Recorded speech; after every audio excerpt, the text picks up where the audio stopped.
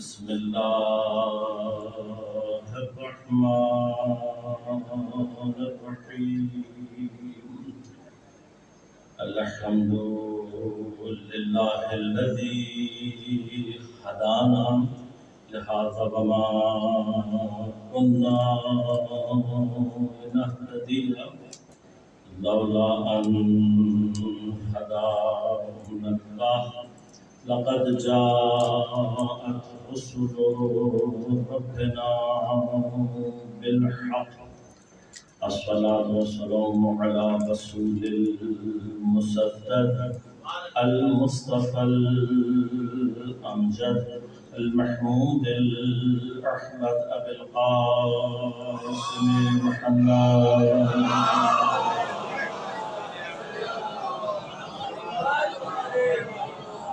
الصلاة والسلام على أسد الله الغالب غالب على كل غالب علي بن أبي طالب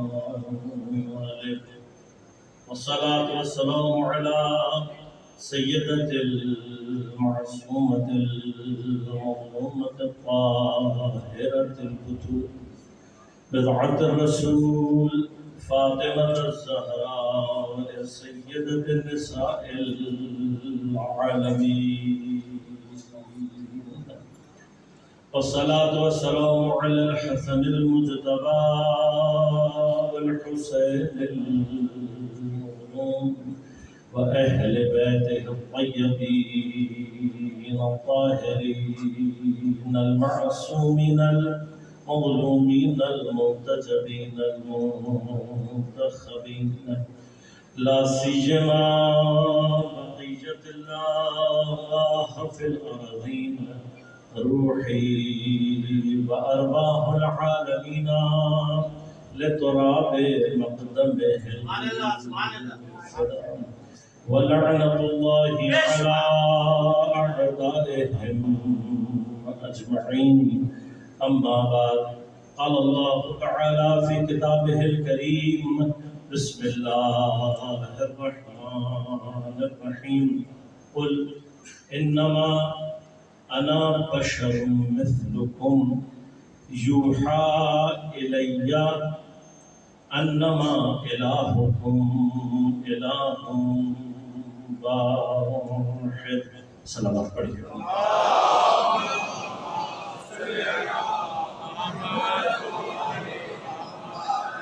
مومنین کرام سامعین محترم عزیزان گرامی قدر آج کی اس مجلس میں عنوان کے طور پر میں نے آپ کی خدمت میں سورہ مبارک کہف کی 110 نمبر آیت کا ابتدائی حصہ آپ کی خدمت میں تلاوت کیا اور کوشش کروں گا چند مطالب آپ کی خدمت میں پیش کر سکوں۔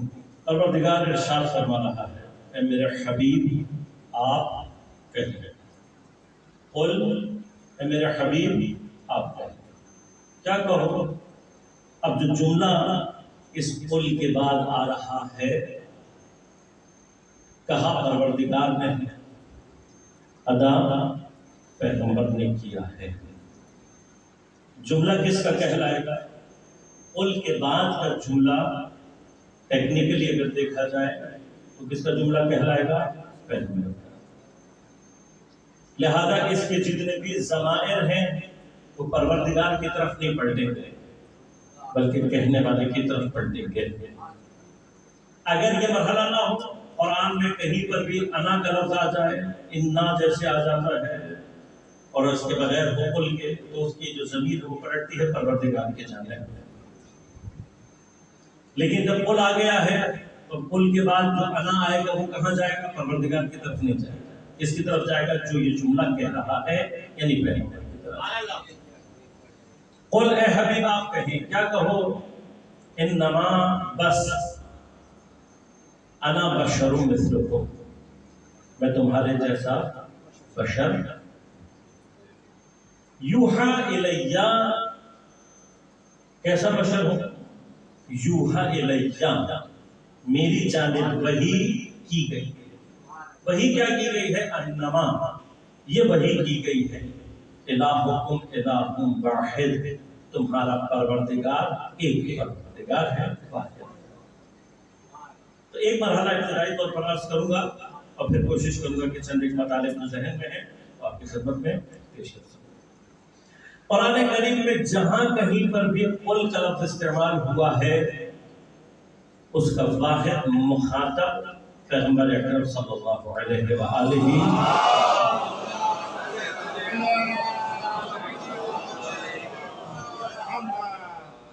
حضرت کی ذات گرامی مخاطب وہاں پر حضرت ہے، اور جب حضرت ہی مخاطب ہے تو جو بھی جملہ اس قول کے بعد آ رہا ہے اس کی بازگشت کس کی طرف ہوگی؟ پیغمبر کی طرف ہوگی، یعنی وہ جملہ کون ادا کر رہا ہوگا؟ پیغمبر۔ یہ وہ تمام مقامات ہیں جہاں پر لا شریک نے اپنے کلام میں کسی کو شریک قرار دیا ہے، اس لیے کہ ایک ہی وقت میں یہ آیت ہے، اس لیے کہ کلام اللہ ہے، اور جملہ چونکہ پیغمبر کی طرف اس کی ضمیر جا رہی ہے تو جملہ پیغمبر کا جملہ بھی ہے۔ تو جس مقام کو یہ شرف حاصل ہے، ایک ہی وقت میں حدیث بھی کہلایا جا سکتا ہے اور آیت بھی کہلایا جا سکتا ہے۔ قرآن کریم میں وہ تمام مقامات ہیں کہ جس کو یہ دونوں شرف حاصل ہیں، ایک ہی مرحلے میں حدیث بھی ہے کیونکہ پیغمبر کا جملہ ہے، آیت ہے اس لیے کہ کلام اللہ بھی ہے، لیکن مرحلہ کیا ہے؟ کیوں پروردگار اس طریقے سے اس کا کلام ہے؟ اس نے کئی مقامات پر یا ایھا الناس کہہ کر سب کو مخاطب کیا، یا ایھا الذین آمنوا کہہ کر ایمان والوں کو مخاطب کیا، یا معشر جن والانس ہے گروہ جن و انس کہہ کر سبھی کو تو مخاطب کر لیا، لیکن مخاطب میں یاد رکھیے گا جو لفظ ہوتا ہے وہ جب تک تطبیق نہ کرے، صدق نہ آئے، مخاطب پہچانا نہیں جا سکتا۔ مثلا اللہ نے یا ایھا الناس کہا ہے، ناس کا معنی کیا ہے؟ انسان۔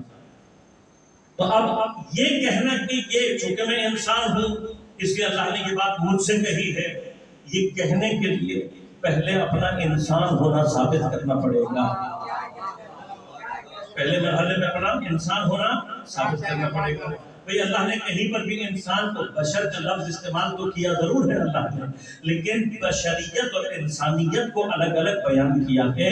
خود قرآن میں لفظ بشر کا استعمال ہونا الگ مرحلہ ہے اور لفظ انسان کا بیان ہونا الگ مرحلہ ہے۔ اب اگر سورہ مومنون کی آیت کو سامنے رکھیں تو وہاں پر اللہ تعالیٰ نے ان دونوں کے درمیان ایک عجیب فرق بیان کیا ہے۔ سورہ مومنون کی وہ آیت کہ جو انسان کی خلقت کے مراحل کو بیان کرتی ہے، اے انسان تم کیا تھے؟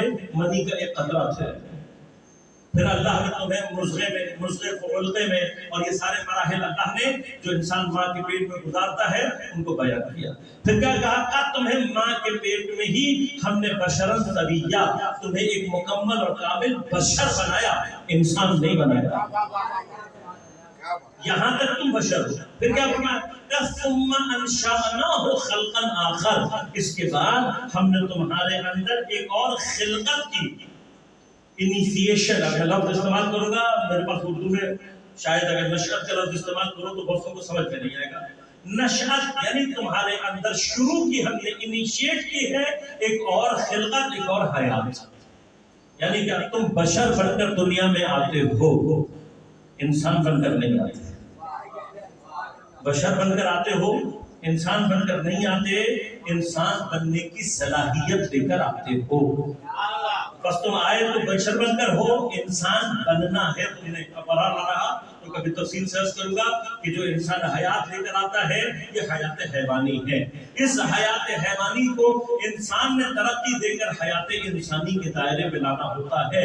انسان بنتا ہے تو مومن بننے کی صلاحیت پیدا کرتا ہے، اگر حیوان رہ جائے تو کبھی انسان نہ بن سکے تو کبھی مومن بننے کی صلاحیت پیدا ہی نہیں کر سکتا۔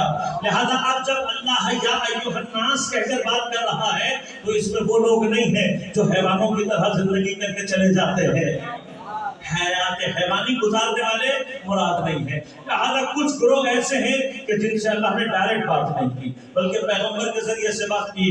قل یا ایھا الکافرون، اے نبی تم کہو، کافروں سے اللہ نے کہیں پر بھی ڈائریکٹ مخاطب نہیں ہوا پروردگار۔ اور دو گروہ ایسے ہیں کہ جن کا ذکر تو قرآن نے کیا ہے لیکن کہیں پر بھی قرآن نے ان کو مخاطب نہیں کیا. یعنی اب اگر ہم خطاب کو بھی فضیلت کا مقام سمجھیں تو کافر کی بھی کم از کم اتنی عزت ضرور ہے کہ اللہ نے انڈائریکٹلی ضرور اس سے بات کی ہے, خود نہیں کی, پیغمبر کے ذریعے سے بات کی ہے. قل یا ایھا الکافرون, اے نبی آپ کہو ان کافروں سے.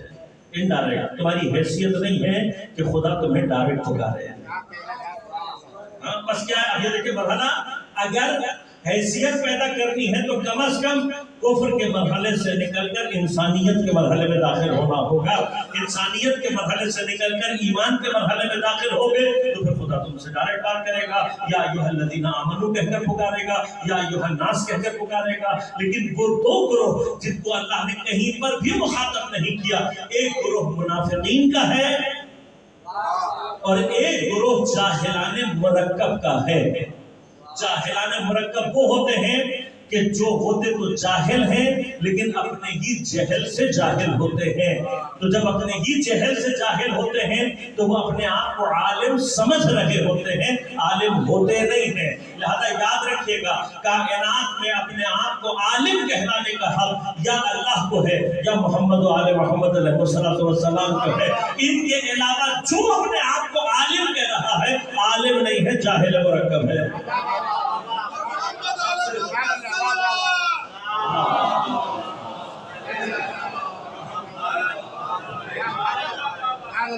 اب مرحلہ کیا ہے؟ مرحلہ یہ ہے کہ جہاں کہیں پر بھی اللہ نے پیغمبر سے قل کہہ کر بات کی ہے تو کیوں چاہتا ہے؟ وہ چاہتا ہے کہ قرآن کو اس طریقے سے رکھے کہ کسی بھی مرحلے پر کوئی یہ جرأت پیدا نہ کر سکے کہ قرآن سے نبی کی ذات کو جدا کر کے قرآن لینے کی کوشش کرے. لہذا اب اگر تا قیام قیامت کوئی قرآن کا ترجمہ بھی کرنا چاہتا ہے, قرآن کا ابتدائی فہم حاصل کرنا چاہتا ہے, باطل تو بہت دور کی بات ہے, فصاحت و بلاغت تو بہت دور کی بات ہے. آپ کوئی بھی شخص قیامت تک یہ چاہتا ہے کہ میں صرف قرآن کا ظاہری ترجمہ پڑھ لوں, ابتدائی ترین فہم قرآن کا حاصل کر لوں. اب جب ابتدائی ترین فہم حاصل کرنے کے لیے کم از کم ترجمہ پڑھے گا تو اس مقام پر آ کر ترجمہ کرنے پر مجبور ہے کہ ترجمہ کریں اے نبی آپ کہیں. قل کا کبھی بھی آپ ترجمہ, اس قل کا مخاطب ہم میں سے کوئی نہیں ہو سکتا. اس قل کا اگر کوئی مخاطب ہے تو پیغمبر ہے. بس تا قیام قیامت ابتدائی ترین فہم کے لیے خدا نے تمہیں محتاج کر دیا ہے کہ جب بھی تم قرآن کا ترجمہ بھی کرو گے تو پیغمبر کی ذات کو ذہن میں رکھ کر ترجمہ کرنا پڑے گا, جدا نہیں کر سکتے. تو جب تم ترجمے کی حد پر پیغمبر کی ذات کے محتاج ہو تو یہ جو تم نے نعرہ لگا کر کہا حسبنا کتاب اللہ, جس کو ترجمہ پیغمبر کے بغیر سمجھ میں نہ آ سکے, کتاب ان کے لیے کافی کبھی بھی نہیں ہو سکتی.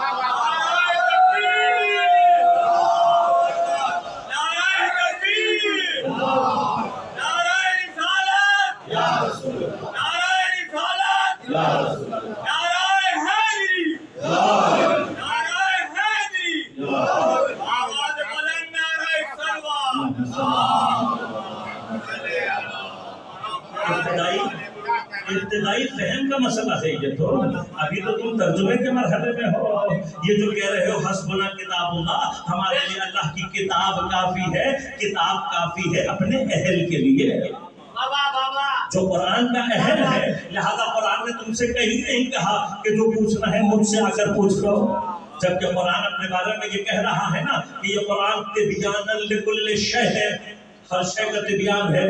ولا رب ولا یابس الا فی کتاب مبین, کل شیء احصیناہ فی کتاب, کل شیء احصیناہ کتابا, ہم نے ہر شے کا احصاء اسی کتاب میں کیا ہے.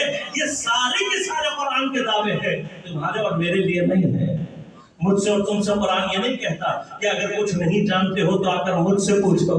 قرآن نے کہیں پر یہ نہیں کہا فَاسْأَلُوا الذِّكْرَ إِن كُنتُمْ لَا تَعْلَمُونَ, پوچھ لو ذکر سے, پوچھ لو قرآن سے اگر تم جاننے والے نہیں ہو. قرآن کہتے ہیں فَاسْأَلُوا أَهْلَ الذِّكْرِ إِن كُنتُمْ لَا تَعْلَمُونَ, اگر جاننے والے ہو مجھ سے نہیں میرے اہل سے پوچھنا.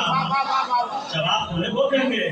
قرآن کافی ہے مگر اپنے اہل کے لیے, تبیانا لکل شیء ہے مگر اپنے اہل کے لیے. قرآن بلا رب بلا یابس مناسب ہے مگر اپنے اہل کے لیے میرے اور آپ کا اوقات اور مرحلہ یہ ہے ہی نہیں کہ ہم قرآن سے ڈائریکٹ سوال کر سکیں۔ اب جس طرح سے اللہ نے قرآن اور پیغمبر کو آپس میں جوڑ دیا ہے اور قیامت تک کوئی ان کو جدا نہیں کر سکتا، اسی طرح سے پیغمبر نے اپنے بات تعارف کرا دیا کہ دیکھو میرے بات کون ہے جو قرآن سے اسی طرح سے جڑا ہوا ہے کہ اب اگر میرے بات تلاش کرنا ہے تو غور سے سنو، انی تارکن فیکم الثقلین کتاب اللہ و عترتی اہل البیت۔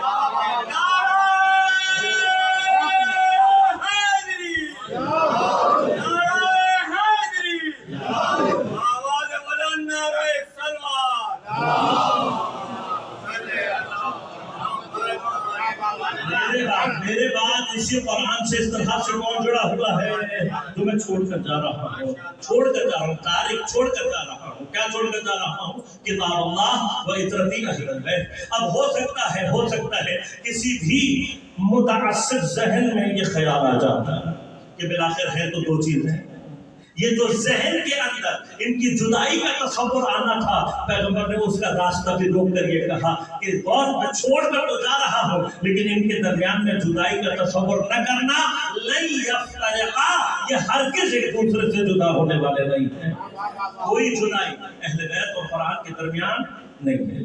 لہذا اب یہ قرآن اور یہ مقام کہ جہاں پروردگار اپنے حبیب سے کہہ رہا ہے کہ حبیب آپ کہیں کیا کہو، انما، میں انما کے لفظ کی بحث نہیں کروں گا زیادہ، ایک مطلب ہے انما حصر کا صیغہ ہے۔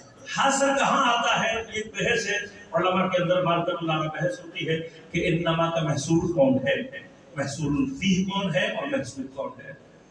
جملہ اگر انما کے بعد اسمیہ آ جائے تو کیا ہوتا ہے، جملہ اگر انما کے بعد فعلیہ آ جائے تو کیا ہوتا ہے، بحث ہے۔ لیکن اب سب متفق ہیں اس بات پر کیا کہ اگر جملہ اسمیہ آ جائے، اسمیہ تو جو سب سے آخر میں آتا ہے وہ محصور فی ہوتا ہے۔ مثلا آپ یہ کہنا چاہتے ہیں کہ زید صرف شاعر ہے، یعنی شاعری کو زید کے ساتھ آپ منحصر کرنا، محصور کرنا چاہتے ہیں تو کیا کہیں گے؟ آپ کہیں گے انما زید شاعر، زید صرف شاعر، یعنی شعر کے علاوہ اور کچھ نہیں کہنا چاہتا۔ لیکن اب آپ بات کو پلٹنا چاہتے ہیں، آپ کیا کہنا چاہتے ہیں کہ کسی کی نظر میں مثلا وہ کہنا چاہے کہ زید کے علاوہ کوئی شاعر نہیں۔ اگر جملے کی کیفیت کو درک کر پائے تو وہ لطف آئے گا کہ جو جملوں کے اندر ہے۔ ایک مرتبہ کوئی زید کے اندر صفت کو محصور کر رہا ہے، زید صرف شاعر ہے یعنی شاعر کے علاوہ کچھ نہیں ہے، لیکن ایک مرتبہ زید کو شاعری میں محصور کر رہا ہے کہ شاعر کے علاوہ کوئی شاعر نہیں ہے، تو پھر کیا کہے گا کہ انما الشاعر زید، شاعر صرف کون ہے؟ زید۔ بس جو دوسرا ہے اس کو محصور کیا جاتا ہے، انما بس کیا ہے، انا میں ہوں، بشر مثلکم، میں کیا ہوں؟ بشر۔ اب جو اس کے بعد کا جتنا کچھ بھی ہے جملہ وہ صفت ہے لفظ بشر کی۔ تو اگر ٹیکنیکلی دیکھا جائے تو انما کے بعد صرف دو لفظ، جیسے انما زید الشاعر، یا انما زید شاعر ہے، زید اور شعر۔ اسی طرح سے پیغمبر کیا کہہ رہے ہیں، انما انا بشر، ایک اصل جملہ یہ، میں کیا ہوں؟ میں بشر، میں صرف کیا ہوں؟ بشر۔ بس بشریت کی کیفیت کو محصور کیا گیا کس میں؟ پیغمبر۔ اب یہ وہ مقام ہے کہ جس کو سامنے رکھ کر بہت سارے ہمارے ہاں مکاتب ہیں جو پیغمبر کی بشریت کے اس طریقے سے قائل ہیں کہ وہ کہتے ہیں ہمارے جیسے ہی ہیں، لہذا بشریت کے جتنے تقاضے ہیں، ہذیان بھی ہوگا، نسیان بھی ہوگا، سحر بھی ہوگا، کیوں ہوگا؟ اس لیے کہ بشر ہیں۔ اب اس کے بعد جو مسائل آتے ہیں وہ سوچتے نہیں ہیں۔ مرحلہ کیا ہے؟ مرحلہ صرف یہ ہے۔ یہاں جو یہ سارے کے سارے مقامات ہیں یہ صرف کیے اس لیے جاتے ہیں کہ جب اپنے کو بڑھا نہ سکو تو اہل بیت کو نیچے لانے کی کوشش، اپنے کو نہ بڑھا سکو، اس کے اندر کچھ پیدا نہ کر سکو تو ان کے اندر کوئی نقص، کوئی عیب، کوئی ایسا راستہ ڈھونڈو ان کو نیچے لانے کی کوشش کی جائے۔ لیکن خدا نے ایسا انتظام کیا ہے کہ اگر واقعاً جیسا کہ حضرت نے ارشاد فرمایا بینائی رکھتا ہو تو اندھیرے میں بھی نور دیکھ لیتا ہے، اور قرآن بھی یہی کہہ رہا ہے اگر صاحب بصیرت ہوگا تو قرآن کے پیغامات پہنچ جائیں گے، لیکن اگر اندھا ہوگا تو آیت کے ہوتے ہوئے بھی اس کو دکھائی نہیں۔ تو بس پیغمبر کو کیا کہا، اے نبی تم کہو کیا، انما بس میں کیا ہوں، بس بشر ہوں۔ بات اگر یہاں پر آ کر ختم ہو جاتی تو بات صحیح تھی، لیکن قرآن کی آیت دو مقامات پر اللہ نے بیان کی، اور دونوں ہی مقامات پر پورا جملہ کیا ہے، انا بشر مثلکم یوحی الیہ۔ جو آگے کا جملہ ہے انما الہکم الہ واحد، اس کا تعلق وحی سے، میرے جو کام کا جملہ ہے وہ یہ ہے، انما انا بشر مثلکم یوحی الیہ، میں بشر ہوں۔ پہلی صفت کیا ہے، مثلکم، تمہارے جیسا دکھائی دیتا ہوں۔ سوال یہ پیدا ہوتا ہے کہ اگر پیغمبر صرف بشر ہی ہے تو مثلکم کہنے کی کیا ضرورت ہے؟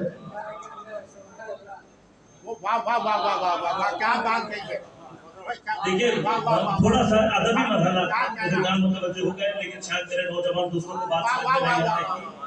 دیکھیے جب مثال لا کر بات کی جاتی ہے میں تمہارے جیسا، تو اس کا مطلب ہوتا ہے کچھ نہ کچھ تو الگ ضرور ہے، کچھ نہ کچھ تو الگ ہے نا۔ تبھی جب یہ جملہ وہاں پر اگر صرف بشریت کو ہی بیان کرنا تھا تو وہ کہہ دیتے میں بشر ہوں، ختم ہو گئی بات۔ بشریت ہی اگر ثابت کرنی تھی، بس اس کا معنی کیا ہے، بشریت کو ثابت نہیں کرنا، بشریت کے ساتھ کفایت نہیں ہے، میں تمہارے جیسا بشر ہوں، انا بشر مثلکم، یہ ویسے یہ بتا رہا ہے کہ تمہارے جیسا دکھائی تو دیتا ہوں، تم اور ہو میں اور ہوں۔ اب میں اور کیسے ہوں کا یوحی الیہ، تمہارے جیسا دکھائی دیتا ہوں، دیکھنے میں تمہارے جیسا ہوں، لیکن میرے اندر ایک صفت ہے، وہ صفت کیا ہے، یوحی الیہ، میرے اندر صفت یہ ہے یوحی الیہ۔ دیکھیے اگر میں فصاحت اور بلاغت کے حوالے سے گفتگو کرنا چاہوں، بڑی لطیف نکات ہیں آیت میں موجود۔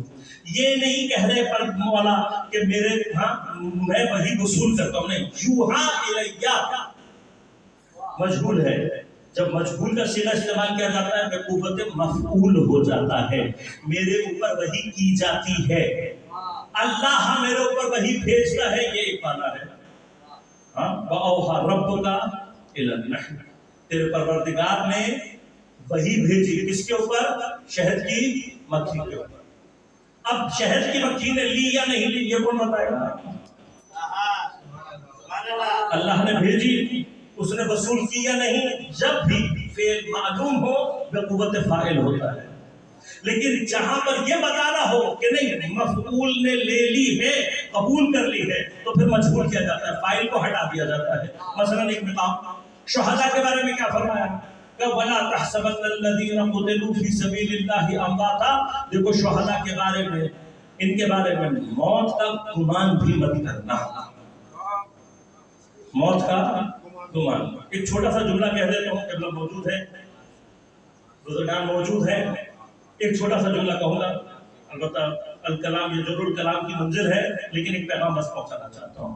مجھے نہیں معلوم کہ شہداء اللہ کے نزدیک کتنے زندہ ہیں، ان کی حیات اللہ کے نزدیک کتنی طاقتور ہے، کس مقام پر ہے کہ پہلے سورہ بقرہ میں کہا وَلَا تَقُولُوا، مت کہو ان کو مردہ، بل احیا، بلکہ یہ زندہ ہے۔ اور اگر تمہیں سمجھ میں نہیں آ رہا تو وَلَٰكِن لَا تَشْعُرُونَ، اپنے شعور کو بلند کرنا، اپنے ادراک کو بلند کرنا، ان کی حیات میں شک نہ کرنا۔ اگر تمہیں سمجھ میں نہیں آ رہی تو سمجھ کو اوپر لے کر آؤ، ان کی حیات میں شک نہیں کرنا۔ یہاں کیا کہا، یہاں کہا وَلَا تَحْسَبَنَّ، دیکھو ہرگز گمان بھی مت کرنا، گمان بھی مت کرنا ان کے بارے میں کہ یہ مر گئے ہیں، بل احیا، بلکہ زندہ ہیں، عند ربہم یرزقون، اپنے پروردگار کی جانب سے رزق پاتے ہیں، اللہ رزق دیتا نہیں ہے، یرزقون یعنی پاتے ہیں۔ جب مجہول کا صیغہ استعمال کیا گیا ہے تو معنی یہ ہے کہ رزق پہنچ رہا ہے، تو دینے والا تو واضح ہے کہ اللہ ہے، لہذا بیان کرنے کی ضرورت ہے کہ اللہ رزق دے رہا ہے۔ جب کہ یرزقون پاتے ہیں تو اس کا معنی کیا ہوا، اس کا معنی یہ ہوا کہ حتماً یہ رزق وہاں پہنچ رہا ہے، کنفرم ہے کہ پہنچ رہا ہے، کوئی قوت مفعول۔ بس ایک جملہ کہوں گا، زحمت کو تھوڑا سا جملہ گفتگو کرتے رہتے کہ شہداء کی حیات کے حوالے سے اللہ تبارک و تعالی خدا جانے ہمیں کیا سمجھانا چاہتا ہے کہ یہ کتنے زندہ ہیں۔ न कहो इनको इनको मुर्दा कहना हराम है, इसलिए कि खुदा अगर नहीं जारी कर दे, मना कर दे, तो ज़ुहूर किसमें होता है? हुर्मत में। खुदा कहे शराब मत पियो, शराब हराम, झूठ मत बोलो, झूठ बोलना हराम, कत्ल मत करो, कत्ल हराम। मकरूह के लिए हमें अरीना चाहिए, वरना कहीं पर भी नहीं आएगा, कहीं पर भी मना आएगा। ज़ुहूर किसमें होगा? हुर्मत में। तो जब कह दिया वला तक़ूलू मत कहो, तो इसका माना क्या है? शुहदा के लिए लफ्ज़ मुर्दा इस्तेमाल करना हराम। वाहिद मकाम शुहदा की हयात का ऐसा है, मुझे 14 साल खुद में रहा, जितना भी मैंने फिर का मुताबिक किया, कोई और मकाम नहीं मिला कि जहां पर किसी हराम की फिक्र को भी अल्लाह ने हराम करार दिया हो। कोई और मकाम नहीं है बहस है। कोई बच्चे हमसे कर लेते हैं सवाल, आगा साहब अगर जहन में किसी गुनाह का तस्वुर आ जाए तो क्या हराम है, क्या गुनाह हुआ? का नहीं, गुनाह नहीं होता, फिक्र गुनाह गुनाह नहीं है, लेकिन परहेज करो। क्यों? इसलिए कि जनाब अमीर अलैहिस्सलाम फरमाते हैं,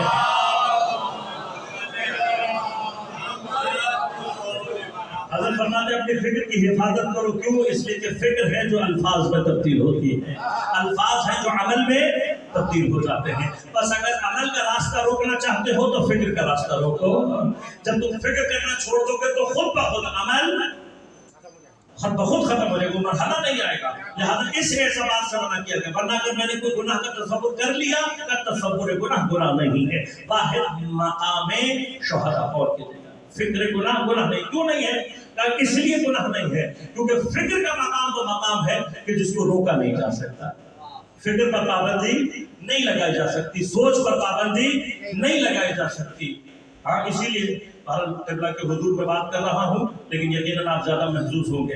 कहा कि जब फैज अहमद फैज साहब को जेल में डाल दिया गया और उनसे कागज और कलम छीन लिए गए और कभी अब तुम्हें नहीं लिखने देंगे, शेर नहीं कहने देंगे, तुम्हें जेल में डाल दिया, तो चूंकि फिक्र कैद नहीं की जा सकती, अफकार को पाबंद नहीं किया जा सकता, तो फैज साहब ने ये रुबाई कही थी और उस वक्त जेल में उन्होंने कहा मताए लौह कलम छिन गई तो क्या गम है, मताए लौह कलम छिन गई तो क्या गम है कि खून दिल में डबोली है उंगलियां मैंने, और ज़बान पे मुहर लगी है तो क्या के रखती है हर एक हल्का जंजीर में ज़बान है। फिक्र को नहीं, फिक्र को कैद नहीं कर सकते। वाहिद हयात शुहदा ऐसी है कि अल्लाह ताला ने फरमाया इनके बारे में मौत की फिक्र भी करोगे तो हराम होगा, सोचना भी नहीं कि ये युरज़क़ून रिज़्क़ पाते हैं, यूहा इलैया, यानी क्या हतमन मेरे पास वही आती है। अब एक बहस छोटी सी अर्ज करूंगा और जहमतों को तमाम करूंगा। जब हमने कहा कि भाई पैगंबर ये कह रहे हैं, खुदा क्या कह रहा है कि मैं तुम्हारे जैसा हूं, तुम्हारे जैसा, लेकिन मेरे अंदर सिफत क्या है? यूहा इलैया, मेरे पर वही आती है, मैं वही को महसूस करता हूँ, वही को डिटेक्ट करता हूँ। इंशाल्लाह कभी बहस रही और हकीकत वही के ऊपर मैंने बहस की तो आपकी खिदमत अर्ज करूंगा। वही लुगत में किसे कहते हैं, इस्तिलाह में किसे कहते हैं, कुरान ने वही के लफ्ज़ को कहाँ कहाँ किस माना में इस्तेमाल किया, वही रहमानी होती है, वही शैतानी होती है, ये सारे मकामात हैं। फिर वही के अक़साम है, इब्न अरबी ने वही की 8 किस्में बयान की हैं, कौन से किस्म से क्या मुराद है वो तफसीली बहस है, अर्ज करूंगा। उसी में एक बहस है जिसको कहा जाता है शऊर बहयानी। एक शऊर का मरहला है, वो शऊर के जो वही को दरियाफ्त कर सकता है, ये शऊर बहयानी ये सिर्फ और सिर्फ अल्लाह ने मासूमीन को अता किया है। गैर मासूम असलन शऊर बहयानी रखता ही नहीं है। लिहाजा आप जो पैगंबर कह रहे हैं वो क्या है? यूहा इलैया, मेरे ऊपर वही आती है। तो पैगंबर ये बताना चाहते हैं तुम्हारी औकात नहीं है कि तुम वही को तर्क कर सको, तुम नहीं कर सकते, मैं वही को तर्क कर सकता हूँ, मेरे अंदर ये सलाहियत है। तो 2 मरहले अर्ज करूंगा। पहला मरहला कि जो ये कहा अच्छा एक ही तो सिफत है, क्या कहा? अबे है तो हमारे जैसे, बस एक सिफत ज्यादा है, वो ये कि इनके ऊपर वही आती है, बस एक ही तो सिफत है ना, बाकी तो हमारे जैसे हैं। जब हमारे जैसे हैं एक सिफत का फर्क है, एक सिफत से क्या हो जाता है, कभी बाकी तो बस हमारे जैसे, बस आप एक सिफत किसी में कितनी तब्दीली पैदा कर देती है, कितना फर्क ईजाद कर देती है, ये मरहला बयान करूंगा। और बस दूसरा मरहला ये बयान करूंगा कि वही का सिर्फ एक मरहला, हकीकत मैंने बस किया कि खोलूंगा तो बहस लंबी हो जाएगी, सिर्फ एक मकामात अपने बच्चों को समझाने के लिए कि वही की जरूरत जमीन पर क्यों है। अब पैगंबर को अल्लाह ने क्या कहा, क्या कहो तुम्हारे जैसा दिखाई देता हूं, यूहा इलैया, मेरे को एक सिफत चीजों को जो जाहिर में एक जैसे हो कितना मुख्तलिफ कर सकती है। जाहिर में क्या है, चीजें एक जैसी है, सिफत एक फर्क हो जाए, चीजों में कितना इख्तिलाफ पैदा हो सकता है, कितना फर्क होता है। क्या है, मैं मिसाल दूंगा आपको, किससे मिसाल दूंगा आपको, साइंस से।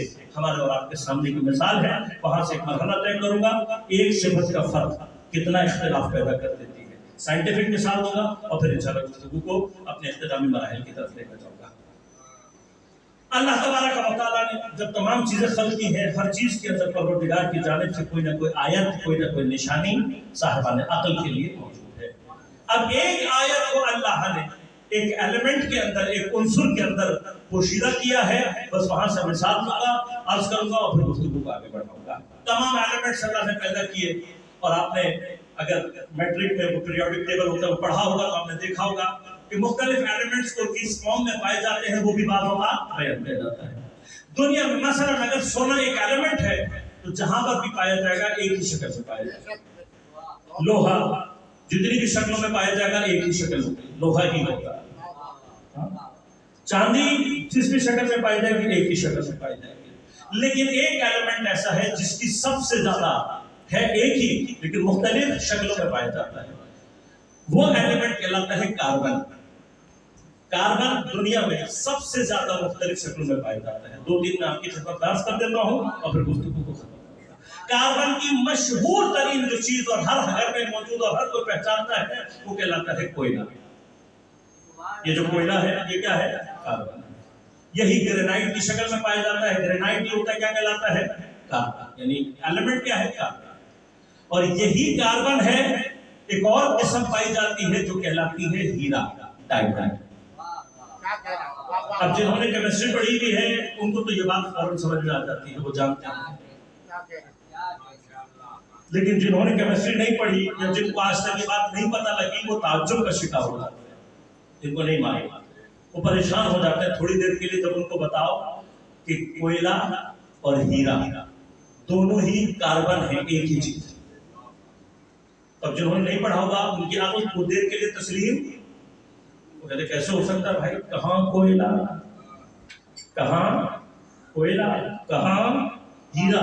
एक दुनिया की सबसे महंगी तरीन शय और एक दुनिया की सबसे हकीर तरीन शय, ये कैसे हो सकता है कि दोनों का असल एक ही हो। लेकिन अब जब तहकीकात हुई, दुनिया ने तरक्की की, तो क्या पता लगा, पता ये लगा कि हीरा और कोयला केमिकली दोनों क्या है, कार्बन। सिर्फ जो उनका क्रिस्टलाइजेशन स्ट्रक्चर है, क्रिस्टल स्ट्रक्चर है, कोयले का अलग होता है, हीरे का अलग होता है।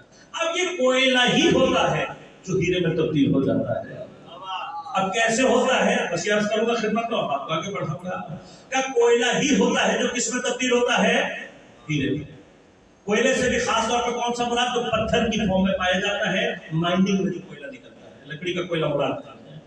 अब ये जो पत्थर वाला कोयला है, अगर ये भी आप कहीं से निकाल कर देखें तो ये बहुत सख्त पत्थर नहीं होता, यानी अगर आप इसको जोर से दबाएंगे तो टूट जाएगा, चूरा चूरा हो जाएगा।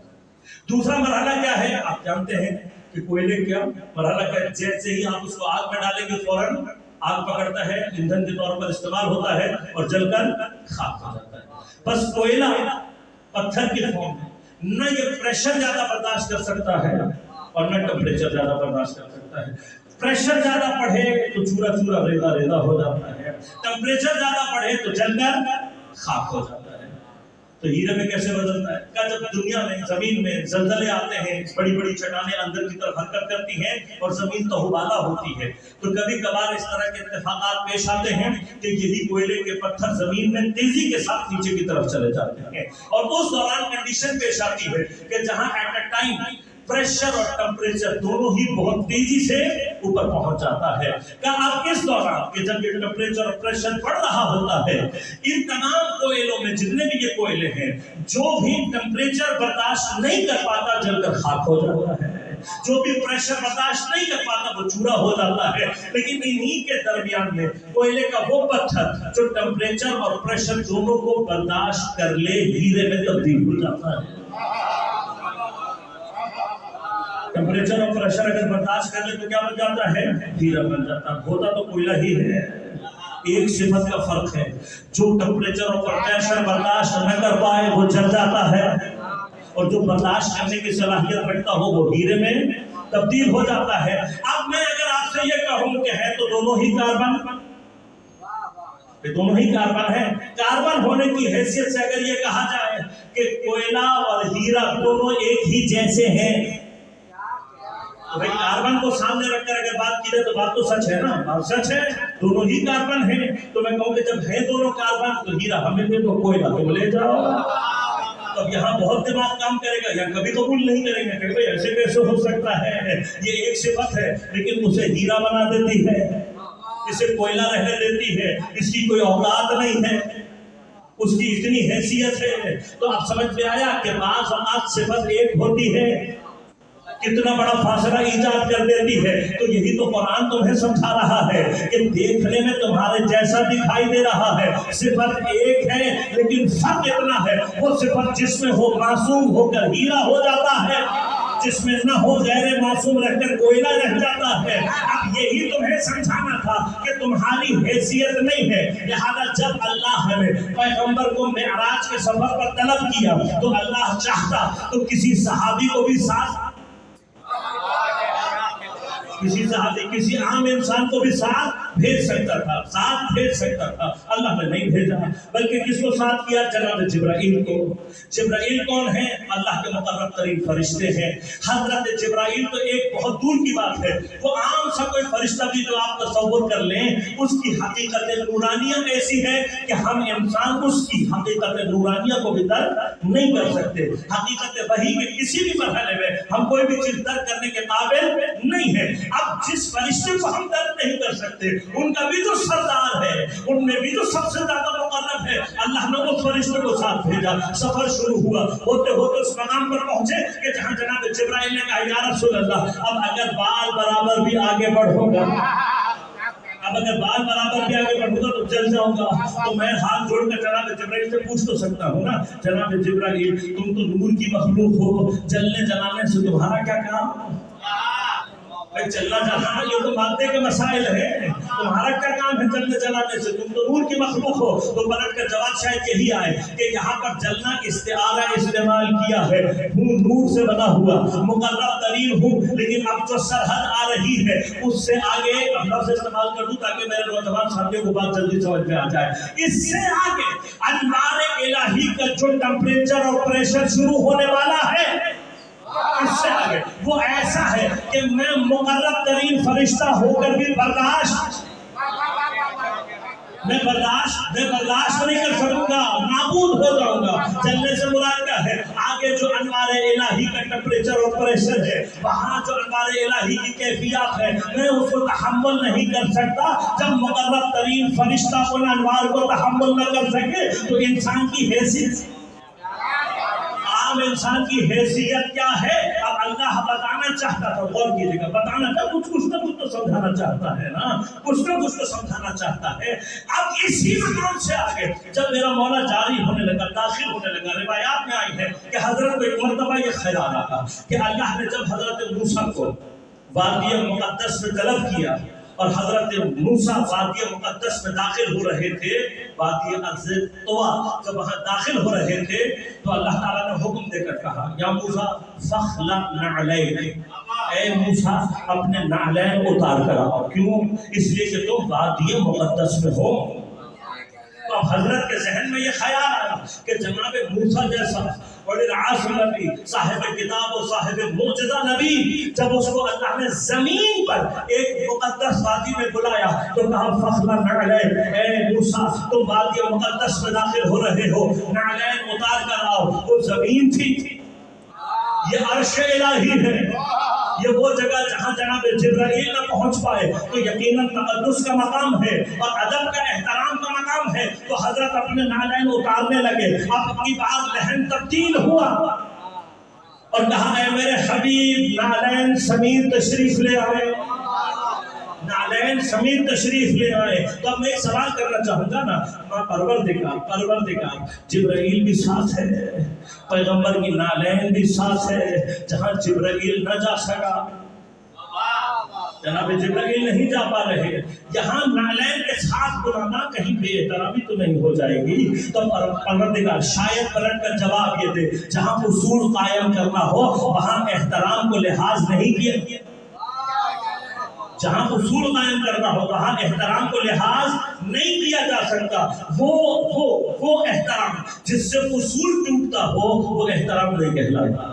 احترام وہ ہوتا ہے جو اصول کے دائرے میں ہے. احترام کو قربان کیا جا سکتا ہے اصول پر, اصول کو احترام پر قربان نہیں کیا جا سکتا. بس چونکہ مقام اصول ہے اس لیے احترام کی بحث نہیں ہے. اصول دینا چاہتا ہوں, سمجھانا چاہتا ہوں تمہیں کہ آج کے راستے میں یہ جو پورا مرحلہ طے ہو رہا ہے, جناب جبرائیل پیغمبر کے ساتھی ہیں, صحبت میں ہیں, ساتھی ہیں, ہمراہ ہیں, صحبت میں ہیں. میں اس سے آگے کے لفظ نہیں بولوں گا, میں پھر آگے آپ کے فہم پر چھوڑ دوں گا. ساتھ ہے پیغمبر کے, ہمراہ ہے پیغمبر کے, پیغمبر کی صحبت میں ہیں. لیکن جو نالین اس وقت پیغمبر کے پیر میں ہے وہ پیغمبر سے نسبت رکھے ہوئے ہیں.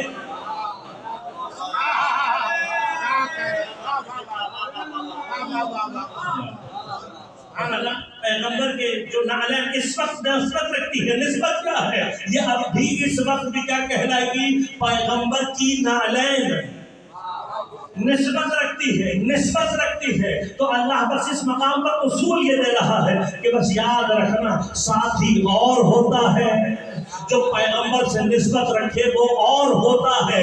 ابھی تو اس نے صرف اضافے کی نسبت پیدا کی ہے, اتنی محترم ہو گئی کہ اس مقام پر جا رہی ہے. اگر کسی کو دیکھ کر پیغمبر یہ کہیں انہم منی وانا منہم, یہ مجھ سے ہے اور میں ان سے ہوں, تو ان کا کیا مقام ہوگا؟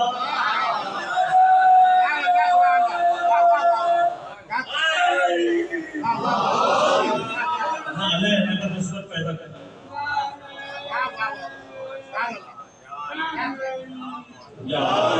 اگر نالین نسبت پیدا کر لے تو اب جو منیت کی صنعت پر ہوں گے, ایک صفت کا فرق ہے, جس میں آ جائے وہ معصوم بن کر ہیرا ہو جاتا ہے, جس میں موجود نہ رہے وہ غیر معصوم بن کر کوئلے کی شکل میں رہتا ہے. تو ایک ہی صفت کا تو فرق ہے. فرق کیا ہے؟ آج کے بچوں کے حوالے سے بس ایک مرتبہ بیان کر دوں اور بحث کو ختم. کیا ہے وحی کی حقیقت کیا ہے؟ بہت پرانی بحثیں ہیں, میں آج صرف ایک اشارہ کروں گا, تفصیلات اس کی کبھی اور. وحی بنیادی طور پر عالم ملک اور ملکوت کے درمیان رابطے اور کنیکٹیویٹی کا نام ہے. کیا ہوتا ہے عالم ملک, کیا ہوتا ہے عالم ملکوت, یہ انشاءاللہ تفصیلیں اپنی جگہ محفوظ, صرف بچوں کے لیے 2-4 چیزیں اجمالی طور پر بیان کریں. جتنا بھی مٹیریل ورلڈ ہے جس کی سرحدیں ابھی تک آپ تلاش نہیں کر پائے, آپ کو یہ نہیں پتا بھی کہ مٹیریل ورلڈ کتنی بڑی ہے, کائنات کتنی بڑی ہے. بڑی صرف ابھی تک ہم نے کائنات کی حدوں کو تلاش نہیں کیا, حد نہیں تلاش کی ہے, کہاں سے شروع ہو رہی ہے کہاں ختم, ہمیں یہ ابھی تک معلوم نہیں ہو سکا ہے. تو کتنی گلیکسیز ہیں, کتنے سسٹمز ہیں, کتنے سیارے ستارے, اس کی تو ہماری فعلاً اوقات ہی, ہم تو چھوڑیں کوئی مشین بھی ہم ایسی نہیں بتا سکتے آج تک کہ جو کائنات میں ستاروں اور سیاروں کو چھوڑیں, گلیکسیز کو گن کر بتا دے کہ کائنات میں کتنی گلیکسیز ہیں. جب سرحد ہی نہیں مل سکی ہے تو تعداد کون گنے گا؟ تو ہماری تو اوقات ہی نہیں ہے, ہم نہیں گن سکتے, ہمیں نہیں پتا کہ کائنات میں کیا ہے, حد ہی نہیں معلوم. یہ سارے کا سارا جتنا مٹیریل ورلڈ ہے یہ کہلاتا ہے عالم ملک. اور جتنا بھی نان مٹیریل کے بارے میں بس یہ یاد رکھیے گا کہ نان مٹیریل ورلڈ وہ ہوتا ہے کہ اس کی کوئی حدود نہیں ہے. انفائنائٹ ورلڈ ہے جو کہ نان مٹیریل ورلڈ ہے. جو مٹیریل ورلڈ ہے وہ ٹائم اینڈ اسپیس کانسٹینٹ میں ہے, اس کے اندر حد ہے زمان و مکان کی. بلاخر جیسے بھی ہے, آپ جو آج تک کونا تلاش کر رہے ہیں آپ بھی جانتے ہیں کہ کہیں نہ کہیں کونا ہوگا. مادہ کبھی بھی انفائنائٹ نہیں ہو سکتا, انفینٹی کو کبھی بھی کنٹین نہیں کر سکتا. اب جو انفائنائٹ ورلڈ ہے، جو حقیقی ورلڈ ہے، وہ کون سی ہے؟ عالم ملکوت. اسی عالم ملکوت سے فرشتوں کا تعلق ہے، اسی عالم ملکوت سے ہماری روح کا تعلق ہے. اور اس عالم ملکوت اور اس عالم ملک کے درمیان جو کنیکٹیوٹی پیدا ہوتی ہے، اس کنیکٹیوٹی کا نام ہے حقیقت وحی. اب یہ کیسے ہے؟ اب ہو سکتا ہے کہ میرا بچہ مجھ سے اٹھ کر یہ کہے کہ مولانا اتنی بڑی تو گفتگو آپ نے کر دی کہ نان مٹیریل مٹیریل، یہ کیا بات ہے؟ ہاں آپ مولویوں نے بھگار لیا، بھگار کے ہمیں کھلا دیا. تو بتائیے تو صحیح ہے کیا، کہاں ہوتی ہے، کیسے ہوتی ہے؟ تو میں آپ سے ایک سوال کروں گا پہلے کہ بھئی چلو ہم نے تو جو بھی کیا، جیسا بھی بنایا، جیسے بھی بیان کیا، آپ بتا دو آپ کے ہاں آج میٹا ورس ہے یا نہیں ہے؟ ہاں، ایک یونیورس آپ کے پاس مادی موجود ہے، ایک ورچوئل یونیورس موجود ہے یا نہیں؟ نوجوانوں کو تو پتا ہے نا، ہم لوگوں کو تو شاید پھر بھی نہیں سمجھ میں آ رہا ہے. ورچوئل ورلڈ ہے یا نہیں ہے؟ ورچوئل یونیورس ہے یا نہیں؟ آپ جو میٹاورس کی تیاری کر رہے ہیں، میٹاورس کیا ہے؟ میٹاورس اس یونیورس کے مقابلے پر ایک ورچوئل انٹرنیٹ کی دنیا، یہی ہے نا بھائی، انٹرنیٹ کی جو دنیا ہے آپ کی، اسی کو ورچوئل ورلڈ کہتے ہیں، یہی ورچوئل یونیورس ہے. اس یونیورس کے مقابلے میں جو میٹاورس تیار ہونے جا رہی ہے وہ کہاں ہے؟ اچھا اب میں آپ کو کہوں گا، مجھے دکھا دو کہاں ہے وہ میٹاورس جس میں تم اپنا گھر بناؤ گے. اب یہ چل رہا ہے نا، میٹاورس بنے گی، اس میں آپ زمینیں خریدیں گے، گھر بنائیں گے، ورچوئل پرسنالٹیز ہوں گی، وہ زندہ رہیں گی، اور پتہ نہیں کیا کیا ہوگا. ہاں، فائلیں بھی ہیں، ڈاؤن لوڈ بھی ہے، کاروبار بھی ہے، بیچ بھی رہے ہو، خرید بھی رہے ہو. کہاں ہے؟ ہمیں بھی دکھا دو. ملکوت کی بات بعد میں کرنا، پہلے مجھے یہ لا کے جو ورچوئل ورلڈ ہے دکھا تو دو. جب آپ سے مانگوں گا کہ بھی دکھا دو تو آپ کو مولانا ایسے نہیں دکھائی دے گی. کیوں نہیں دکھائی دے گی؟ تم تو خدا کو دیکھنے کے دعوے کر رہے ہوتے ہم سے. ہاں، کہتے ہو جو خدا دکھائی نہ دے فائدہ کیا، جو سنائی نہ دے کیا فائدہ. تو تم مجھے اپنا ورچوئل یونیورس ہے، جو ورچوئل ورلڈ ہے وہ دکھا دو. انٹرنیٹ کی دنیا کہاں ہے تو دکھا دو نا مجھے. تو آپ کیا کہو گے؟ آپ یہ کہو گے بھئی ہے ورلڈ، آنکھوں سے دکھائی نہیں دیتی. ہاں، جس کی بنائی ہوئی شے آنکھوں سے نہ دکھائی دے، وہ کیا خود خدا اتنا حقیر ہوگا کہ آنکھوں سے دکھائی دے؟ تو بس اب یاد رکھیے گا، ادراک اور بصیرت و شعور کا مرحلہ کیا ہوتا ہے. ہر چیز دیکھ کر تو ڈیٹیکٹ نہیں کی جاتی ہے، کچھ چیزیں جو سن کر ڈیٹیکٹ کی جاتی ہیں، کچھ سن کر کی جاتی ہیں، کچھ چک کر کی جاتی ہیں. اللہ نے چند انچ بائی چند انچ کی کھوپڑی بنائی ہے، جس میں چند انچوں کے فاصلے پر ہی کان اور آنکھ میں 3 انچ کا فاصلہ ہے، ناک اور کان میں 2 انچ کا فاصلہ ہے، ناک اور زبان میں 1 انچ کا فاصلہ ہے. کوئی ایک حص دوسرے کو سبسٹیٹیوٹ کر سکتی ہے؟ جو چل سکتے ہو دیکھ نہیں سکتے، جو سن سکتے ہو وہ سن نہیں سکتے. جس چیز کی جو بھی اس کے لیے ڈیٹیکٹر اللہ نے رکھا ہے، اسی کے ذریعے سے اس کو ڈیٹیکٹ کر سکتے ہو. پھر بہت ساری چیزیں اللہ نے ایسی رکھی ہیں جس کا ڈیٹیکٹر اللہ نے تمہارے اور میرے اندر نہیں رکھا. اب وہ ہے یا نہیں ہے؟ مثلا جی پی ایس، ہمیں زیادہ تفصیل میں نہیں جانتا. جی پی ایس جس کے ذریعے سے آج آپ لوکیشنیں تلاش کرتے پھر رہے ہیں، ایک امپورٹنٹ یوزفل ٹول ہے، استعمال کرنا ہے، آج کل ہر بندہ استعمال کرنا ہے. یہ جو جی پی ایس ہے جس کو ہم نے اور آپ نے آج دریافت کر لیا ہے، یہ انسان کے اندر نہیں. لیکن انسان کو کہاں سے پتا لگا کہ جی پی ایس ہوتا ہے؟ یہ سسٹم اللہ نے کیڑے مکوڑوں میں رکھا ہے. کیڑے مکوڑوں میں رکھا ہے. ہمیں کہاں سے پتا لگا؟ یہ جو آپ نے سسٹم آج نکالا ہے، یہ کہاں سے دریافت ہوا؟ یہ چونٹیوں سے دریافت ہوا، شہد کی مکھیوں سے دریافت ہوا. اب غور کیجیے گا، شہد کی مکھیوں اور چونٹیوں کے اندر بھی اللہ نے نظام کیا بنایا ہے؟ کیا ساری مکھیاں جی پی ایس سسٹم رکھتی ہیں؟ کا نہیں. کیا ساری چونٹیاں جی پی ایس رکھتی ہیں؟ کا نہیں. صرف اللہ نے، غور کیجیے گا، صرف اللہ نے وہ چونٹیاں اور وہ مکھیاں کہ جو باقی پوری کالونی کی ہدایت کے لیے خلق کی گئی ہیں، ان کے اندر اللہ نے جی پی ایس سسٹم رکھا ہے. لہذا ہر چونٹی کے اندر جی پی ایس نہیں ہوتا. عام چونٹی کو اگر آپ نے اٹھا کر کہیں پھینک دیا تو دوبارہ کبھی اپنے دل تک نہیں پہنچ سکتی، کبھی بھی نہیں پہنچ سکتی. عام مکھی کو پکڑ کر آپ کہیں اور لے گئے تو وہ اپنے گھر کا، اپنے چھتے کا راستہ تلاش نہیں کر سکتی. مکھیوں میں بھی کیا ہے؟ ایک خاص قسم کی مکھی ہوتی ہے جو چھتے سے نکل کر جاتی ہے، اسی کے اندر یہ صلاحیت ہے کہ وہ فرق کر سکتی ہے اچھے پھولوں میں اور برے پھولوں میں. اچھے اور بروں میں فرق کر سکتی ہے. تو وہ اچھے پھولوں کا ایڈریس اچھے پھول سے لے کر اپنے چھتے پر جو نزدیک ترین راستہ ہے اس کو خود بخود معلوم ہو جاتا ہے. یعنی وہ مکھی جب نکلتی ہے چھت سے گھومتی ہے پھرتی ہے ادھر گئی ادھر گئی اس پھول پر گئی اس پھول پر گئی جب اس کو ایگزیکٹ پرفیکٹ پھول مل جاتا ہے اس پھول سے اپنے چھتے تک کا نزدیک ترین راستہ خود بخود اسے معلوم ہوتا ہے. اسی طرح سے چونٹیوں کے اندر بھی یہی نظام ہے. ہر چونٹی نہیں خاص قسم کی چونٹی ہے جس کا کام کیا ہوتا ہے وہ اپنے بل سے نکلتی ہے گھومتی پھرتی رہتی ہے پتہ نہیں کہاں کہاں جاتی ہے. جب اس کو کوئی کھانے کی چیز ملتی ہے تو اسے چیک کرتی ہے.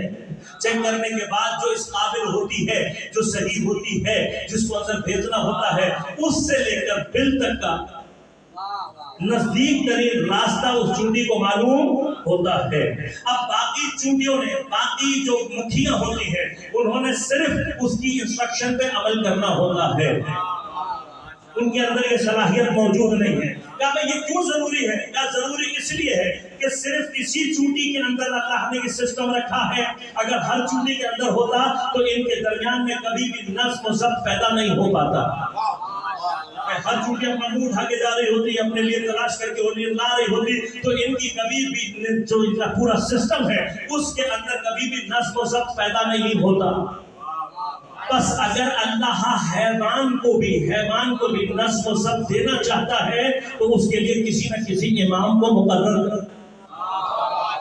اور جب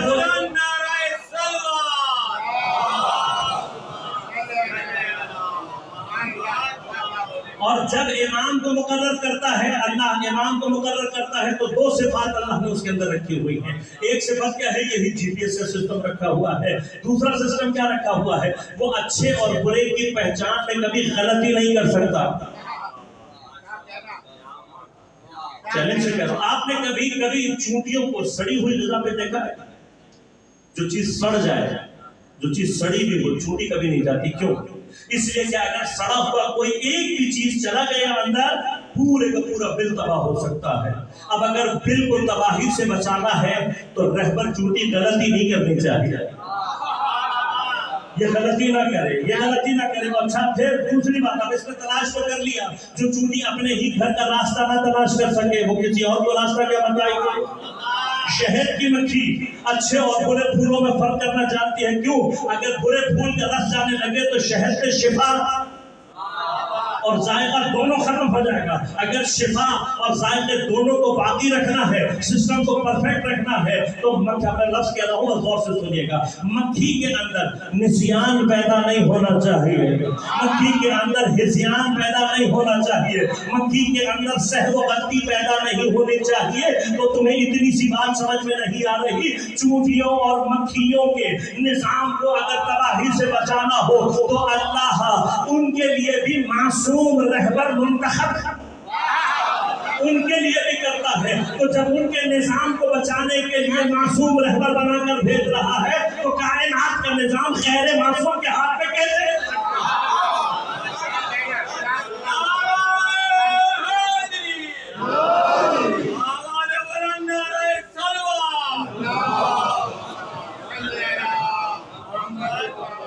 اللہ نہیں دے سکتا. بس آخری جملہ کہہ رہا ہوں کہ ہم لوگ کو تمام اب آپ کہا کر صرف اس مقام پر آ جائیں گے. یہ جی پی ایس سسٹم میرے اور آپ کے اندر بھائی جو چونٹیوں اور مکھیوں میں رکھ سکتا تھا وہ مجھے اور آپ کو بھی دے سکتا تھا نا. نہیں دیا اس سمے. کیوں؟ اس لیے کہ وہ چاہتا ہے کہ ہم اپنی رہنمائی کے لیے کسی کے محتاج رہیں. اب جس کو رہبر بنا کر بھیجا ہے اسی کے اندر وہ سسٹم رکھا ہے جو زمین پر ہدایت کے نظام کو مشخص کرتا ہے. وہ جی پی ایس کی طرح سے اللہ سے وہی کے ذریعے سے کنیکٹیوٹی میں رہتا ہے. جو اللہ کے ساتھ کنیکٹیوٹی میں آ جائے نہ اسے ہذیان ہوتا ہے نہ اسے نسیان ہوتا ہے نہ وہ خطا کرتا ہے. اللہ سے غلطی ہوتی ہے. بس آخری جملہ کہہ رہا ہوں آخری جملہ بات کو ختم. اب اگر تم سمجھنا چاہتے ہو عالم ملکوت سے کنیکٹیوٹی چاہتے ہو تو جب عالم انٹرنیٹ سے کنیکٹیوٹی حاصل کرنی ہوتی ہے تو تم کہتے ہو بھائی ہم نہیں کر سکتے.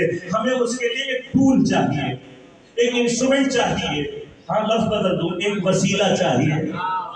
وسیلہ چاہیے نا. عالم انٹرنیٹ سے اگر کنیکٹیوٹی پیدا کرنی ہے تو ایک وسیلہ. میرا کان بلوٹوتھ نہیں لیتا میرا کان وائی فائی نہیں لیتا. مجھے اس کے لیے ٹول چاہیے. ٹول اب یہ کتنا امپورٹنٹ टूल है, मैं आपको बता देता हूँ। नौजवान मेरे सामने बैठे हुए हैं, 2 मोबाइल लाकर आपके सामने रख दूं। एक मोबाइल को कहूँ ये बड़ा महंगा मोबाइल है, बड़े पैसे खर्च हुए हैं इसके ऊपर, बहुत पुराना मोबाइल है, मैं बड़े अरसे से इसको इस्तेमाल कर रहा हूँ, बूढ़ा भी है, आसमुदा, ये सारी सिफात इसके अंदर मौजूद हैं। लेकिन ये अभी ताज़ा नया मोबाइल आया है, जरा जवान सा दिखाई देता है, ऊपर से जरा गरीब सा भी दिखाई दे रहा है, लेकिन इस महंगे वाले में वाईफाई मौजूद नहीं है, इस सस्ते वाले में, इस नौजवान में वाईफाई मौजूद है। तो आप कहोगे बूढ़ा अपने पास रखो, नहीं चाहिए, जितना मर्जी आजमूदा हो जाए, क्यों? जिसमें वाईफाई नहीं है ये कुछ करने के काबिल ही नहीं है, जितना मर्जी इसके अंदर सिफात पैदा कर दो, ये मुझे उस आलम से कनेक्टिविटी नहीं दिखा सकता। ये देखने में तो गरीब सा है, ये देखने में तो जवान सा है, लेकिन अगर कनेक्टिविटी रखता है मेरे काम आ जाएगा, मुझे उस आलम तक पहुंचा देगा। तो तुम 2 मोबाइलों के दरमियान हमारे सामने रख दिया जाए, वो मोबाइल लेने के लिए तैयार नहीं हो जिसकी आलम में इंटरनेट से कनेक्टिविटी नहीं है, तो अल्लाह तक पहुंचने के लिए, अब और करना, आलम मलकूत तक पहुंचने के लिए एक डिवाइस चाहिए। इसी डिवाइस का नाम जमीन पर मासूम होता है, तो या नबी की सूरत में होता है या इमाम की सूरत में होता है। इंटरनेट तक पहुंचना है तो मोबाइल का वसीला इख्तियार करना पड़ेगा, खुदा तक पहुंचना है तो मासूम का वसीला चाहिए।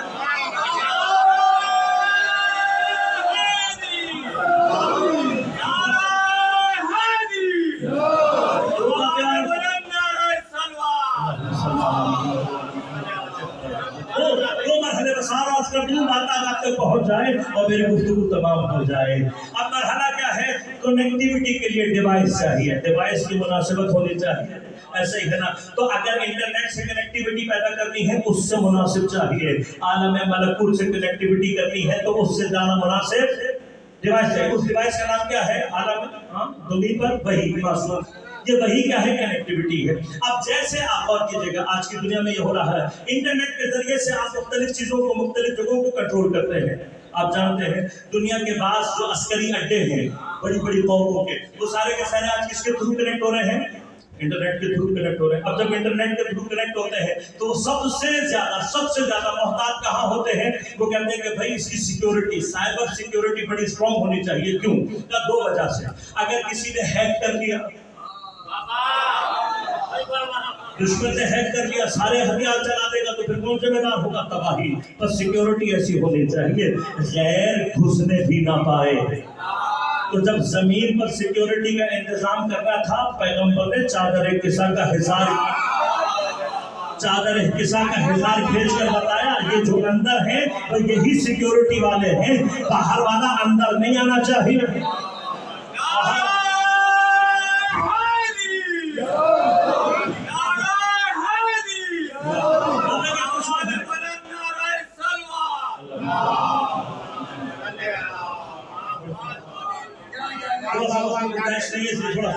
थोड़ा सा मतलब का चाहिए। और हालांकि क्या है, अब अगर थोड़ी सी देर के लिए, अब आप तसव्वुर कर लें, ऐसा एक स्टेशन जो इंटरनेट के थ्रू कनेक्ट हुआ हो, अगर कनेक्टिविटी थोड़ी देर के लिए खत्म हो जाए, क्या होगा? सिस्टम ऑटो पे चला जाए, क्या होगा? आप जानते हैं ना क्या होगा? पूरी दुनिया तबाह हो जाएगी। तो बस अब आपको समझ में आया, इंटरनेट का रास्ता अगर थोड़ी देर के लिए मुनक़ता हो जाए तो जमीन तबाह हो जाए, और अगर हुज्जत खुदा एक लहजे के लिए जमीन पर बाकी ना हो, पूरी कायनात तबाह हो जाए। ये तो हदीस बयान की है कि अगर हुज्जत खुदा जमीन पर ना हो, एक लहजे के लिए ना हो, क्यों? जैसे ही कनेक्टिविटी खत्म होगी, पूरा सिस्टम, पूरे का पूरा सिस्टम ऑटोमेटिकली तबाह हो जाएगा। बस अब आखिरी मरहला, जमीन पर कोई हुज्जत है या नहीं? आखिरी मरहला, बस याद कर लो ज़हमतों को तबाह। मैं आपको कोई भेजना चाहता हूँ फाइल, मैं कोई बड़ी कीमती फाइलें हैं मेरे पास, मैं आपको भेजना चाहता हूँ, सेंड करना चाहता हूँ इंटरनेट के थ्रू। आप कहें मौलाना मेरे पास इंटरनेट नहीं है। अब मुझे क्या कहें कि मेरे पास इंटरनेट नहीं है, आप मुझे भेज के देंगे, मैं डाउनलोड नहीं कर सकता। मैं कहूँ नहीं, मैंने आपको सारी किताबें भेज दी। आप कहेंगे मौलाना एक किताब भी डाउनलोड नहीं कर सकता, एक सफा नहीं डाउनलोड, एक बाइट नहीं डाउनलोड कर सकता। नहीं है मेरे पास इंटरनेट। जब मेरे पास इंटरनेट नहीं है, मेरे पास डिवाइस मौजूद नहीं है, इंटरनेट की एक्सेस नहीं है मेरे पास, तो आप एक बाइट भी अगर भेजेंगे तो मैं डाउनलोड नहीं कर सकता। मैं कहूँ मैंने सारा अमर भेज दिया,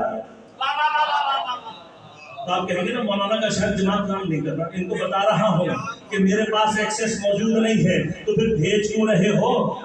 بس اگر میں یہی بھیج رہا ہوں تو آپ کو یہ اطمینان ہوگا نا کہ وہاں پہ ریسیونگ اینڈ پہ کوئی ریسیو بھی، اگر کوئی ڈاؤن لوڈ کرنے والا ہی نہ ہو تو بھیجنے کا کوئی فائدہ نہیں، اگر بھیج رہا ہو تو کہیں تو ڈاؤن لوڈ ہو رہا ہوگا۔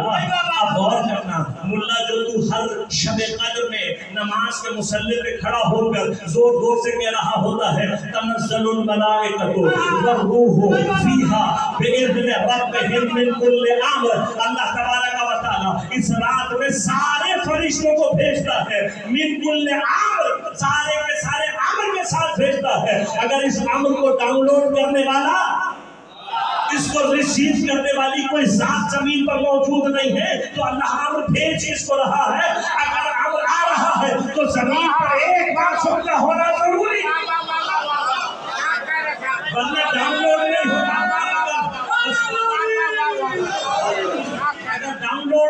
ڈاؤن لوڈ نہیں ہوگا۔ اب اگر ایک دفعہ ڈاؤن لوڈ ہو جائے اور آپ دوبارہ مجھے بھیجنا چاہیں تو بھیجو گے کیسے؟ کہ لفافے میں لپیٹ کر بھیجو گے؟ لفافے میں نہیں جائے گی۔ نماز پڑھ کر بھیجو گے؟ نہیں جائے گی۔ روزہ رکھ کر بھیجو گے؟ نہیں جائے گی۔ جب تک اپلوڈ کرنے کے لیے دوبارہ اسی ڈیوائس کو استعمال نہیں کرو گے، نہ ڈاؤن لوڈ ہوتا ہے نہ اپلوڈ ہوتا ہے۔ تو جب آ گیا امر دین کی شکل میں تو ہم تک پہنچ گیا معصوم کے ذریعے سے۔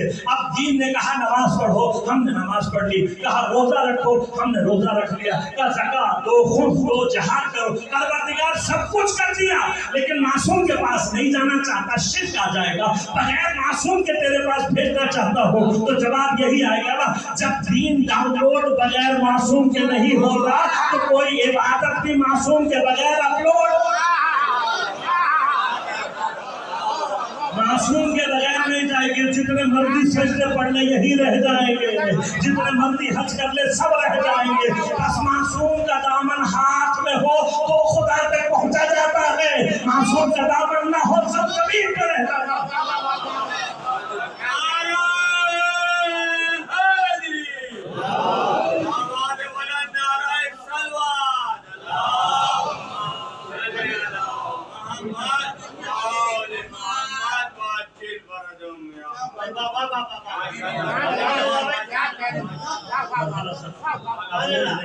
معصوم ہے جس کی ذمہ داری ہے، چونکہ ہمیں خدا تک لے جانے کے لیے آئے ہیں، مقصد ہے ہم تک پہنچانے کے لیے، چونکہ ہمیں خدا تک پہنچانے اس مقام تک معصوم کوشش کرتا ہے کہ قاتل سینے پر سوار ہو،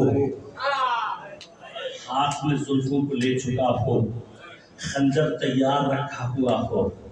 معصوم کیا کہتا ہے؟ معصوم کہتا ہے اب بھی اگر تسلیم کر دے تجھے جنت کی ضمانت ہے۔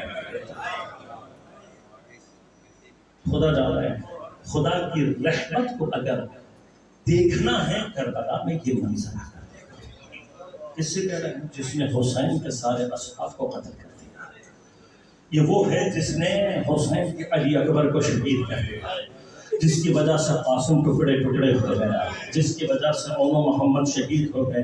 یہ وہ ملعون ہے جس کی وجہ سے عباس کے بازو کٹ گئے، علی اصغر حسین کی گود میں ذبح ہو گئے۔ اس سب کے باوجود بھی سید الشہداء کیا کہہ رہے ہیں کہ اب بھی اگر توبہ کرنا، اب بھی اگر پلٹنا چاہے، مولا آپ کی اسی رحمت کا آثر ہے، کچھ نہیں چاہیے۔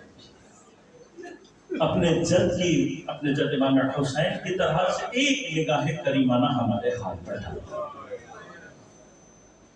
ہم اتنے برے تو نہیں ہیں نا مولا، تمہاری مرضی کرنا چاہیے۔ کل کا جو دن گزرا ہے عزیزوں، اہل بیت پر یہ دن عاشور سے کم نہیں تھا۔ ایک ہی وقت میں پیغمبر اکرم صلی اللہ علیہ وآلہ وسلم کی شہادت ہے، اور اسی مرحلے میں اسی دن سبت اکبر امام حسن مصطفیٰ علیہ السلام۔ ایک مرحلہ امام حسن مصطفیٰ کا عرض کروں گا اور پھر جو مجھ سے حکم دیا گیا ہے اس کا مطالبات ہیں۔ جب امام حسین علیہ السلام امام حسن کی خدمت میں پہنچے ہیں نا، تو زہر کی شدت سے میرے مولا کے بدن کا رنگ سبز ہو چکا تھا۔ اتنی سی دیر میں جہاں زہر دیا گیا، زہر نے جیسے ہی حضرت کو محسوس ہوا کہ زہر دے دی گیا اور اس نے اثر دکھانا شروع کیا، فوراً امام حسن مصطفیٰ کے تمام بہن بھائیوں کو طلب کیا گیا، بلایا گیا۔ کتنی دیر میں پہنچے ہوں گے امام حسین؟ کتنی دیر میں پہنچے ہوں گی جناب زائدہ؟ اتنی دیر میں اتنا شدید زہر تھا کہ میرے مولا کے بدن کا رنگ سبز ہو گیا، دہن اتھر سے خون جاری ہو رہا۔ اور پھر حضرت کو قے کا احساس ہوا تو جب جناب زینب تشت لے کر آئی ہیں تو تاریخ نے وہ منظر دیکھا کہ مولا کو قے کے ساتھ جگر کے ٹکڑے کٹ کٹ کے کشت کیا۔ جب یہ مقام، یہ منظر جناب سید الشہداء نے دیکھا، جب نگاہ پڑی ہے بھائی کے اس حال پر، تو کہتے ہیں امام حسین نے رونا شروع کیا۔ بھائی کا حال سید الشہداء سے دیکھا نہیں جا رہا، اور بھائی کی اس حالت کو دیکھ کر جب امام حسین نے گریہ کرنا شروع کیا تو تاریخ نے عجیب الفاظ لکھے ہیں کہ جب امام حسین کو گریہ کرتے ہوئے دیکھا ہے نا، جب امام حسین کو گریہ کرتے ہوئے، تو کچھ دیر کے لیے امام حسن اپنی تکلیف بھول گئے، اور ایک مرتبہ امام حسین کو مخاطب ہو کر کہتے ہیں اے میرے بھائی تو گریہ مت کر، اے میرے بھائی حسین تو گریہ مت کر، تو مت رو، کیوں مت رو؟ کلا یومک یومک یا ابا عبداللہ، اے میرے بھائی حسین تیری مصیبت جیسا دن کسی کا دن نہیں ہوگا۔ ارے مجھے تو زہر میں نہ ہے، لیکن میرے ساتھ سب لوگ موجود ہیں، میرے تو صرف جگر کے ٹکڑے ہیں، لیکن میرے بھائی حسین تیرے بدن کے ساتھ وہ کیا جائے گا کہ تیرے سر کو کاٹنے کے بعد، ارے تیرے بدن سے لباس کو اتار لینے کے بعد تیرے بدن پر گھوڑوں کو اس طرح سے دوڑایا جائے گا، میرا جگر اگر 70 ٹکڑے 72 ٹکڑے ہوا تو تیرا بدن ہزاروں ٹکڑوں میں تقسیم ہو جائے گا۔ میرے بھائی اگر میرے مرنے کے بعد، میری شہادت کے بعد میرے جنازے پر تیر برسائے جائیں گے تو تو وہ مظلوم ہوگا، میرے جنازے پر تیر ہوگے لیکن تیرا بدن تیروں پر ہوگا۔ ارے میری شہادت کے بعد جب میرے جنازے پر تیر مارے جائیں گے تو پھر اس کے بعد میرے جنازے کو گھر لا کر بڑے احترام سے، بڑی احتیاط کے ساتھ تم میرے بدن سے تیروں کو نکالو گے، لیکن حسین وہ مظلوم ہے کہ ابھی میرا مولا زندہ ہے، بدن تیروں پر ہے، اس بدن سے تیر نکالنے والا جب کوئی نہ تھا تو تاریخ نے لکھا حسین کی مظلومیت یہ ہے کہ زلزلہ نے جب دیکھا نا کہ کوئی اور تیر نکالنے والا نہیں ہے، اپنے دانتوں میں دبا کر حضرت کے بدن سے تیر کو نکال رہا تھا۔ میرے بھائی تیرا رونا مجھ سے دیکھا نہیں جاتا۔ ارے کیوں نہیں دیکھا جاتا؟ اس لیے کہ حسین وہ ہے جس کا رونا پیغمبر سے بھی نہیں دیکھا گیا، جس کے آنسو جناب امیر سے بھی برداشت نہیں ہوتے تھے۔ ارے حسین تو وہ ہے کہ جس کا رونا سیدہ سے شہادت کے بعد بھی نہیں دیکھا گیا۔ ارے میرے مولا نے جناب سیدہ کو روتے روتے غسل دیا ہے، غسل دیتے ہوئے دھارے مار مار کر رویا ہے میرا مولا، لیکن غسل کے بعد جب کفن دے کر آخری مرحلے پر سیدہ کے جنازے کو رکھا ہے، ایک مرتبہ اپنے بچوں سے آ کر کہا آؤ اور آ کر ماں کا آخری دیدار کر لو۔ تاریخ کہتی ہے بچے دوڑ کر جا کر جناب سیدہ سے لپٹے ہیں، لیکن امام حسین ذرا سا تأمل کر رہے ہیں، آنکھوں سے آنسو جاری ہے، ماں کی طرف دیکھ رہے ہیں۔ بس اس بتانے پر ایک مرتبہ سیدہ کے بندے کفن ٹوٹے، ہاتھ پھیلا کر سیدہ نے ایک مرتبہ حسین کو اپنی جانب بلایا، دوڑ کر سیدہ سے لپٹے ہیں۔ ارے حسین کا رونا سیدہ سے نہ دیکھا گیا، ارے سیدہ نے اپنے ہاتھ پھیلا لیے، لیکن مظلوم حسین وہ ہے جسے کربلا میں جگہ جگہ رلایا گیا۔ ارے کبھی حبیب کے جنازے پر رویا، کبھی علی اکبر کے جنازے پر رویا، کبھی قاسم کے رخسار پر رخسار رکھ کر رویا، ارے عباس کے جنازے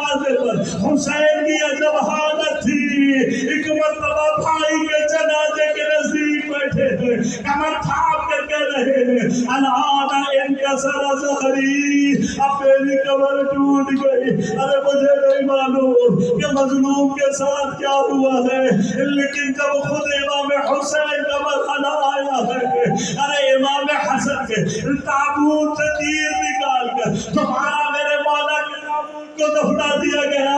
حسین وہ مظلوم ہے جس کا جنازہ 2 دن تک کربلا کی خاک پر پڑا رہا، تابوت نہ اٹھ سکا، اور جب 12 محرم کو امام سجاد آئے ہیں تب بھی حسین کا جنازہ نہ اٹھ سکا، اس لیے کہ یہ وہ جنازہ تھا جو سید سجاد نے اٹھایا نہیں ہے، بلکہ ایک مرتبہ چٹائی منگا کر میرے مولا نے امام کے ٹکڑوں کو جمع کر کے چٹائی میں لپیٹ کر دفنایا ہے۔ ارے ہم مظلوم کا تابوت اٹھاتے ہی اسی لیے ہے، یہ وہ جنازہ ہے جو اٹھایا نہیں۔